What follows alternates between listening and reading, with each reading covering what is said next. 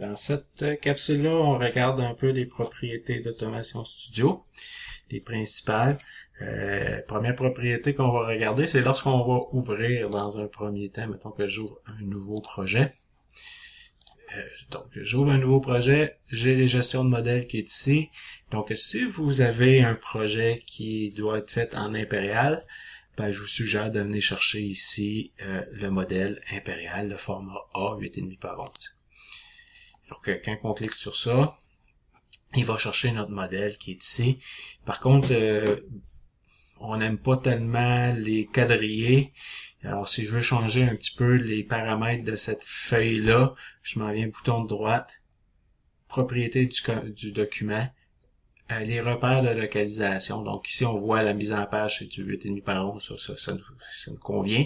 Mais ici, les repères, on va aller éditer ces repères-là, afficher, dans apparence, afficher les repères horizontaux. Je vais les enlever.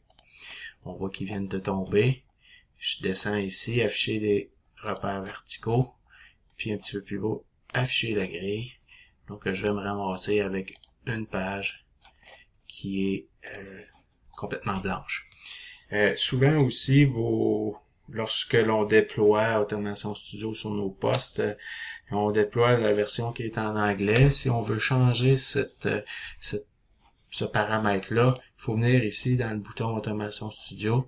Dans les options d'Automation Studio, la langue ici va apparaître. Un coup que ça c'est fait, il va falloir fermer Automation Studio complètement, le réouvrir avant d'avoir les menus en français, mais sinon ça fonctionne de cette façon-là.